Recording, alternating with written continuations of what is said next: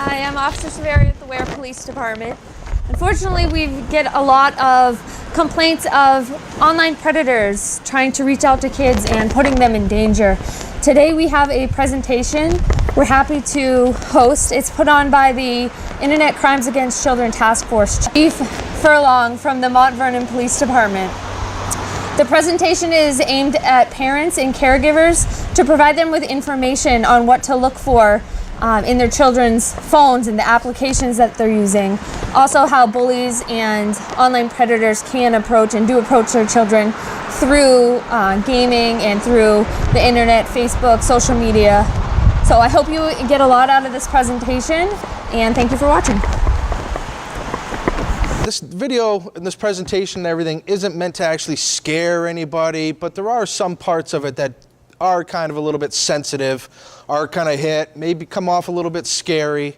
But the most important thing is that we want to get that information out there so that we can kind of bring some awareness of some of the things that we're doing and some of the things that are actually going on. So we do have a couple videos in here, some WMUR news clips that were done on our task force and those types of things, but especially those with children. There are a couple parts with some testimony and stuff from some victims that kind of tie in with the presentation. I'd really like to thank everybody for coming out tonight. All I can really do is hammer home is how important this topic is. And the reason I say how important the topic is because if we do presentations with the Drug Task Force, very important, but it not necessarily touches base with everybody. I can guarantee every person in this room either has a cell phone in their pocket or their child has a cell phone or something. Everybody here is connected some way or another to the data world and the internet and social media and everything. So this is really something that can really hit home and affect everybody. The presentation that we're doing, this is a new revamped program that we just came out because we are trying to get the word out more to the public about what's going on and different dangers to look for. So we just started this, a brand new program we rolled out probably about a month and a half ago, and we're now going throughout the state kind of teaching it to parents groups. We also have another variation of this program that we do that we actually go into high schools in order to make high school students, freshmen, sophomores, seniors, kind of more aware about some of the dangers that are out there. You're going to see that the dangers kind of run the gamut. When we were growing up, when we were younger, the biggest thing was like stranger danger, abduction, kidnapping, everything. Those are the extremes, for sure. But those aren't the things that we're seeing on the most frequent basis. So we're going to be talking about also some of the things that we're seeing on a frequent basis that kind of happens every day. Specifically, I'll throw out some examples that have happened right in this neighborhood and right in these areas. All right, so before we get started, just a little bit about myself. Not because I really care who I am or you really care who I am, but it's a little bit of a background so that you kind of know a little bit that I know what I'm talking about when it comes to the subject matter. Right now, I'm the Chief of Police down in Mount Vernon. I've got over 19 years experience, and I am an investigator with the New Hampshire Internet Crimes Against Children Task Force. A lot of times you'll hear me just refer to it as ICAC. Just because otherwise I'm saying Internet Crimes Against Children Task Force, and then I'm going to have to drink that much more water. But that's who I'm kind of representing tonight. That's the hat I'm wearing tonight. I've been in law enforcement in New Hampshire, like I said, for over 19 years. Prior to taking the chief's role, I was a detective sergeant down with the Milford, New Hampshire Police Department, and that's running the detectives division is where I kind of started becoming involved with the task force. The drug task force, working with the drug task force, and then working with the Internet Crimes Against Children Task Force, which is where I kind of went from there. The Internet Crimes Against Children Task Force is made up of agencies throughout the state, and we're all kind of trained specially in this type of investigation, dealing with computer crimes, specifically with children as victims of computer crimes. So this is what we're kind of focused on. We're trained investigators. We come in, we help with search warrants, we help with the search. We're trained as forensic downloaders for getting all that information and extracting all that data off of devices. We're trained forensic interviewers, which means we're basically trained on how to sit down with the bad guy and be able to have a conversation in order to figure out why he does what he does, when he did it, and ultimately really trying to get a confession, right? I mean, that's why we're really sitting down with them, so. I'm also Vice President of the Monadnock SRT team, which is basically the SWAT team for the western part of the state. So that's a little bit about myself.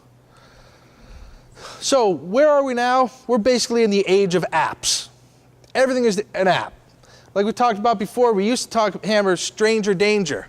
Or when we were growing up, the biggest thing that we were concerned about is don't talk to a stranger at the playground. Don't become involved with that person. You don't know who that is. What are you doing talking to that person? If you're going to the mall, do what you have to do. Don't talk to anybody. Because that's where the bad people were. If a guy pulls up in a panel van and offers you candy, don't get in the panel van, right? If somebody stops and asks you to help find their puppy, don't help them find the puppy. Those were all the things that we kind of taught. That's what strangers were. Growing up, same thing like I talked about. I grew up in Albany, New York. It was a city. We got everywhere on our bike. From 7 years old, as long as we were back before dark, that was it. Talk about like you go out, what'd you do? You can say anything you want, but if you say, oh, man up at the playground with a plaid shirt and jeans, he approached and wanted to know my name. All hell would break loose. The mothers would form a posse. They would go to the playground, track this guy down, and figure out who it is. So why are we not doing that same thing with the phones that all of our kids are carrying? Where it used to be that they were only able to be contacted by the people that they were engaging with. If they were at school, you knew the only people they'd be talking about were the people at school. They're at the mall, they're only talking with people at the mall. Playground, playground. Now they're talking to anybody in the world. Strangers are now everywhere in the world. And that's what we're talking about. Those are who our kids are talking to. I really appreciate coming to Weare. This is great. I actually live right in Henniker. So my kids will be coming right to John Stark. My son right now, who's 4, is doing martial arts right up the road. Like I was telling Weare earlier, usually like next week I'm out in New Hampton or anything like that. So just jump down the road. This is great being here. So anytime, hop, skip, and a jump, I'll come back. So age of apps. This is what we usually think about when we talk about age of apps. What's this? Facebook. Especially parents is what we talk about with Facebook. And when you ask a parent, oh, what do you know about your kid's social media? Pfft, I know everything. I'm friends with them on Facebook. I see everything they post. That's the mentality we have. About 2 or 3 weeks ago, did the presentation down at Sauhegan High School for all the freshmen. It's part of a new curriculum that they're rolling out, which we kind of see more of a trend going towards, instituting this as part of some type of curriculum for internet safety. You put up Facebook, they go, you walked right up to them. Why are you laughing? It's for old people. That's exactly what they say. But that's what everybody's using that's our age. This is what social media is to us. And I'll tell you why they have Facebook. The only reason they have Facebook is so that you can think you see what they're doing. The only post, I bet you probably the last post was, oh, Mother's Day's coming up. My mom is great. She is awesome. Love her. Heart emoji, kiss, kiss, everything like that. They're only putting things on there that you want to see. This is not the app that the kids use. This is the stuff like my wife uses, where if I see somebody at the store, I'm like, hey, they say, hey, how you doing? Oh, good. I took my daughter out turkey hunting. Oh, yeah, I already know. I'm like, what do you mean? Oh, your wife posted pictures on Facebook. That's how it is. I don't have to tell anybody anything anymore. My wife takes care of it for me by posting it to Facebook. So this is what we see when we talk about apps. But I'll tell you, they are not using that now. That is not being used. That is our generation. That is not the kids' generation. How about this one? Twitter. This is the older icon on Twitter. And one of the reasons we kind of leave this in here, it's kind of funny. Detective Matt Fleming with the Bedford Police Department, phenomenal investigator, member of the task force. I leave this up here because of one of his stories. He was doing this presentation up north, and he threw out this to a family group, and he says, what's this? Guy raised his hand, thought it was a driving app.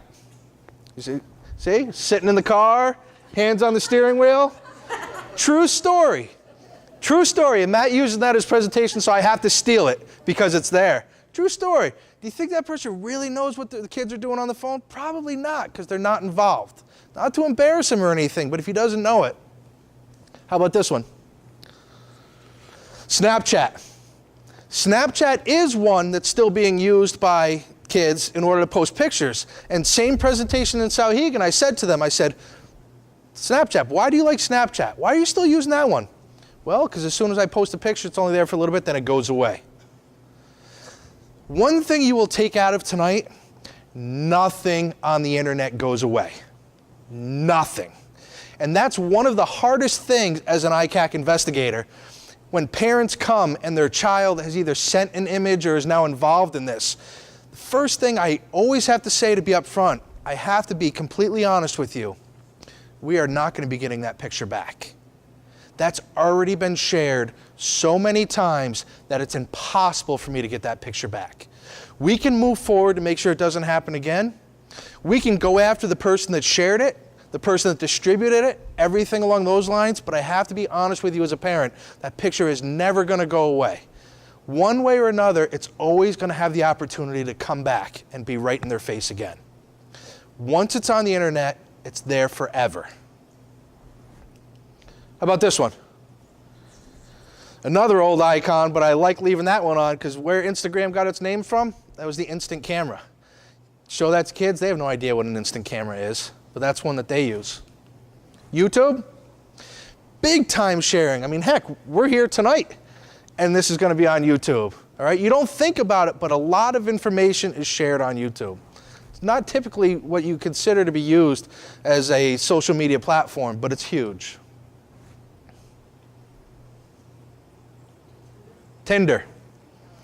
Okay, Tinder, another big one that's used. Yes.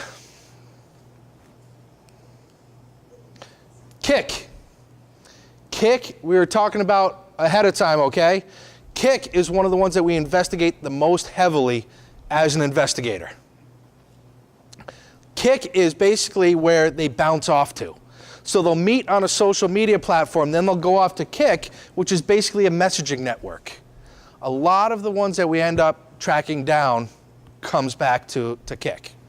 This is, what about this? So wait, when you say messaging network, you mean like text messaging? It can be text messaging, it can also be used over the computer, yes. But they create anonymous usernames and are still able to communicate through that. Okay, so it's not directly linked to your name. Correct. You're anonymous unless you tell the other person. What about this? Exactly. This is something that we're finding more and more on phones. You think calculator, right? There's another thing we talk about. Who has more than one calculator on their phone? One of the other things we talked about, some people believe they should probably have more than one calculator on the phone because they need more than one calculator on the phone. Okay? But what that is, that's actually a vault. And what I mean by a vault, that is a hidden place for hiding images on a phone or a device. It works just like a calculator. If you were to go on it, you can use it like a calculator. But when you put in a series of digits, it opens up to a vault in which you can save photographs under. So if your child has a phone or anything, then you could check. If they have more than one and they're disguised as different types of things, this is just one sample. One case we had recently, it was an image sharing, and it was actually between teens, and it did turn into a blackmailing type situation. The kid thought he was kind of smarter than us. And he said, nope, check my phone, nothing on there. Well, except for the 2 calculators. I know this kid wasn't very smart and he might need 2 calculators, but it was a hidden in order to maintain those images. Nope, I don't have those aren't me. Well, they're all hidden underneath there, underneath the vault. They come in all shapes, forms, and everything, okay? Nope. They can be hidden as anything. And that's why I say it's all about research, knowing what is on that phone. We're going to get into more about it, but how is one thing, a quick way to know? And just the thing, I'm not going to get into what age somebody should have cell phones. It's kind of your decision as a parent. You know, obviously I'm biased because I investigate sexual predators. But that's going to be up to you as a parent. I'm not going to get into what age, anything like that. But the one soapbox I will stand on is that you should have the knowledge of what is on that phone. You should have the password and everything to every account that's on their phone. Because you should be able to check this. What's the quickest way to be able to check what they're using for apps on their phone? Is just to go into the battery. If you go into the battery under settings, it's going to tell you how much percentage of battery has been used on every app. So if you have your kid using 94% of his battery on his calculator, there might be a little bit of an issue there, all right? Or if you have 94% that he's on a CNN app, you know, research, you might want to look in to see what those apps are. It's a real quick way. Just go into your battery, see what he's doing, and you can do it for 24 hours, 7 days, everything like that. It's going to show everything that's being used. But make sure you have access to that information. Without access, you don't have anything. This is one we put up. We don't get to use it a lot, but I throw it up. Anybody know what this one is? It's called Omegle. All right? And the reason I use this one is because you're going to be shocked about the description that Omegle puts up by themselves. This is their description of what gets used, okay? Omegle is a great way to meet new friends. When you use Omegle, we pick someone else at random and let you talk one-on-one. To help you stay safe, chats are anonymous unless you tell someone who you are. Not suggested. And you can stop a chat at any time. Predators have been known to use Omegle, so please be careful. That's their own company's description. If that doesn't tell you that your kid shouldn't be on Omegle, I don't know what else there is. And the thing is, you can throw out any app, and I'm going to tell you there's a danger. Musical.ly, okay? We've invested cases from Musical.ly. It's supposed to be a music sharing app and everything. Well, guess what? That's what predators use because they're finding something that they can connect with the victim, and they'll contact them through that. PlayStation. Your PlayStation gamers are now connected to the entire world. All I have to do is get on and see what video games you like, and I'll connect to you through your video game. We may have a problem with them talking to somebody at the playground who we can see visually, but what are we doing to see who they're talking to through their gaming systems? It's the same thing. It ties in with it. I don't want to be here and be the big scary person that everything is bad. No, the internet is a good thing. It was created for a good thing, but anything good can be used bad, all right? There's definitely positives. It connects people. I mean, how many people here are communicating through Facebook or online with people in high school or family relatives or something that they probably would have no connection with except for maybe once in a wedding every 10 years and then another 10 years. You know, it just doesn't happen. So it definitely connects people. It allows you to be with that. News sources. I mean, we can jump on our phone right now, go to WMUR, see everything that happened today. It's all there, right at the touch of our fingers. It generates economy. I mean, I'll tell you, 3 times a day, I'm checking my stocks on my phone just to see what's happened, especially lately, all right? But it generates economy. It improves relationships. I bet you if I asked, a lot of people know here that somebody has a friend that met through Match.com or something like that, some type of relationship dating site in order to connect with each other. People meet. That's what it was all created about, connecting people. But with the positives comes the negatives. Risk factors. Distribution and trading of sexual images. This is a big one, and we're going to hit this from a bunch of a gamut. We're going to show a couple of videos of how it relates. It deals with children sending images to adults, adults sending images to adults that are explicit, sexually including children. We talk about children sending it to children, because a lot of the cases that we get dealt now is because a peer shared it with a peer. And now we're brought in to investigate, okay? Because all of a sudden, somebody's parents found out that their son or daughter had sent this image to somebody else, and now they've shared it with other members of the community or the school. That is distributing and trading sexual images. I don't care what age you are in the state, it is a felony. If you're a 16-year-old, a 17-year-old, and you're trading images like this, it is a felony. That's one of the things that we do when we do the presentation in the school. We hammer home. You may think it's innocent, and you may be just trading this image with this other person. By you sending an image, whether it be of yourself, underage, or somebody else, you are committing a felony. Sextortion and cyberbullying. We're going to talk about that, and I'm actually going to talk about a very local case in which we dealt with this. What that basically is now somebody has an image. Somebody decided to send an image, and now I possess it. Now I'm going to start saying, if you don't send me another one, I'm going to send this to your 5 friends. If you don't do this, I'm going to send it to 10 friends.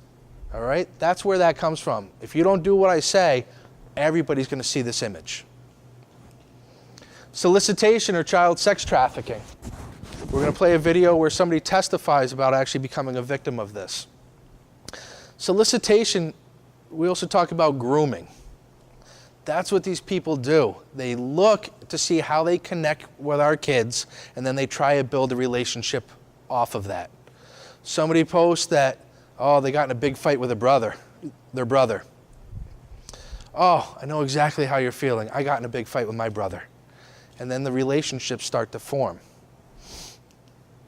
Sexual assault and abduction, that's that extreme that we talk about, all right? But it does happen, and it happens quite frequently. Talked about a case right here in New Hampshire where a gentleman from the seacoast, parents go up because he's late coming down for dinner. All of a sudden he's not there. They go up. His cell phone's sitting on his bed. Oh, he wouldn't go out without his cell phone. So all of a sudden they look, they open up his drawer. There's now an empty case with another cell phone that they've never seen before. It's just a box. So now he has his cell phone that his parents bought him or left on the bed. This new cell phone that he somehow got a hold of, the empty box is in. Why? Because the predator online sent him a new phone. Use this phone because your parents can't track it and they don't know what you're doing. That young man boarded a plane out of Manchester, flew out west, and when he got there and he got off, the person that he met in the parking lot was not the same person that he was talking to online. He was abducted for sex slavery.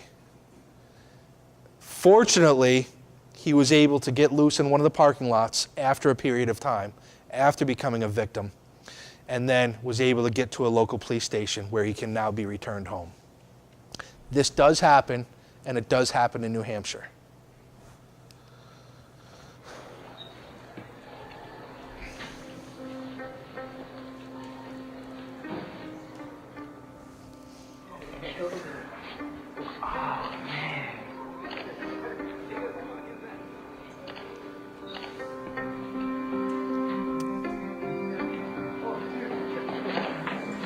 Feel back a bit. Compound B, 42.7% by weight. Compound B.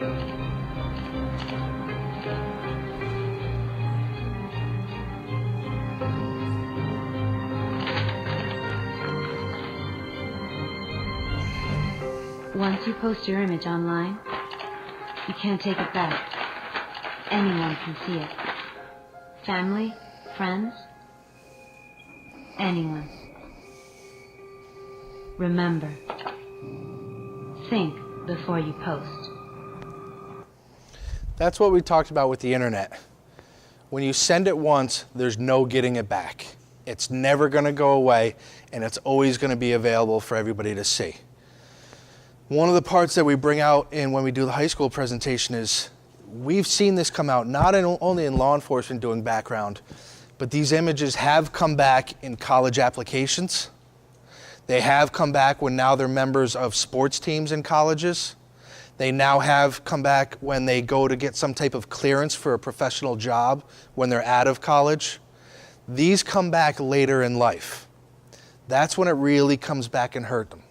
When they're in high school and they're shared and they're posted, yes, it's going to create a very bad environment, but it's going to affect them 5, 10 years down the road when they're looking to move on with their life and they thought that this was gone.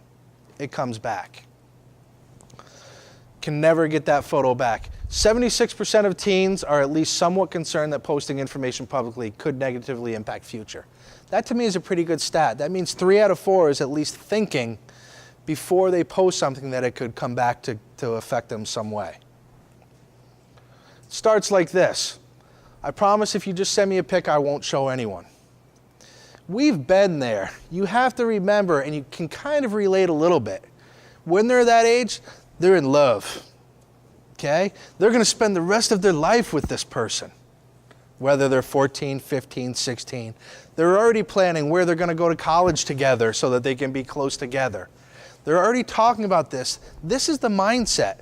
They're in love, so they're not thinking about what's going to happen 2 weeks from now when they break up. But I can tell you one thing, especially with boys, as soon as that picture is sent, all of his friends have already seen it. So we talk about communication. These are the tough conversations, but they're conversations that have to be had. If you will send it, I will delete it after. Relay what I just pointed out in that video we talked about. There's no way to delete it. It's always somewhere. I'll send you one if you send me one. Okay? These aren't just the peer-to-peers, but these are the ones that the professional predators use. All right? These are terms that they use. These are the regular ones that they're using on a regular basis. Why are they sexting? To be funny. Okay? Some teenage boys or whatever thinks it's funny, you know, hey, you know, take a picture, send it to the buddies. The buddy opens it up to see what it is. Oh!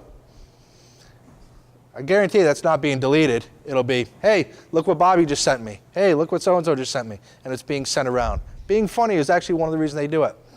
Impress a crush. I mean, come on, we've all seen the duck lip pictures, taken at the right angle in the mirror to go show just the right amount of cleavage and everything like that. Okay? They're doing it to kind of impress.